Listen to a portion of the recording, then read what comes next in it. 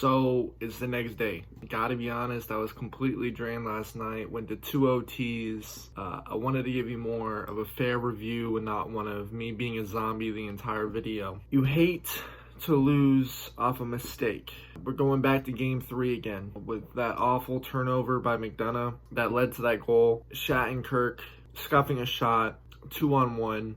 And I knew as soon as that happened, I knew that they were going to score. I just did. I'm not disappointed in this team. I think they're doing just fine without Point. However, what I will say is that there is some lack of identity that I'm seeing in the team, difference in identity with this team without Point in the lineup. Of course, we know that Point might not even be out there for game 6. If this series goes to 7, might not even have him for game 7. I'm not going to overreact. I'm not going to start, having this woe is me mentality. I'm not going to do any of that. If there's any solace in this, and there was a graphic that was displayed during the game, which I'm sure you guys saw as well if you were watching, I think there was only one team out of like 36 times in league history that a team has come back from a 3-1 deficit. It was the Devils in 2000. Anything can happen, and I'm not disagreeing with that. But I do think this team can close out this series. I was reading the tweets and stuff after the game, seeing how the coaches and the players and all that responded afterwards. They seemed still confident in themselves. They understood that they controlled a lot of the play during that game. They handled, the Islanders' rushes and moments of momentum during the game pretty well. They simply just lost off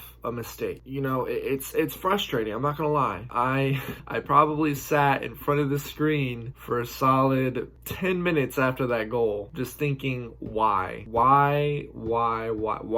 to lose a game off of that? If you're gonna lose a game, lose it any other way. But game 3 and now game 5 have been lost because of mistakes. And sometimes to give the Islanders credit, even with those mistakes, you still got to score on them, right? With how unfortunate it was for the Lightning, the Islanders took those opportunities and scored off of them when they needed it. And that's why we're to a game 6 now. Personally, me, I don't think Braden Point plays in game 6. I just don't. After seeing, in game 4, just how much pain he was in the third period. I think there was about 9 minutes left or something like that. I honestly think this team can win without him. And if you're able to finish off this series, we're going to need Point for the Stanley Cup Finals as healthy as he can be. And I think it's a good decision to leave him out. I don't see the point in risking further damage to whatever the injury is. And I'm convinced it might be a hamstring issue of some kind. There's no point to that, no pun intended. So, good on the Islanders for executing when they needed to.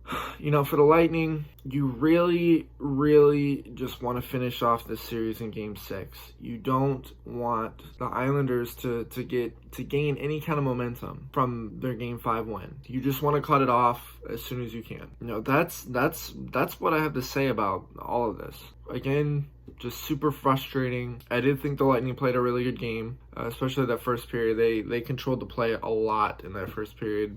Great start to the game. And, another reason why, they got that 4-minute power play. Towards the end of the third period and the start of the first overtime, you're almost playing with fire when you're not able to execute on opportunities like that. You're giving the other team a chance to come back and win this game by means of giving them momentum, by not scoring on opportunities like that. And when you're given something like that on a silver platter, you gotta win then. And while I wasn't thinking that they would lose eventually in the game after not scoring in that 4-minute power play, and the Lightning had a lot of puck possession in the offensive zone. You had the puck in the Islanders' end a lot during this game. Varlamov was just good. He was on his game. You can't really put it any other way. They needed Varlamov to show up, and he did. That's a summary of basically game 5.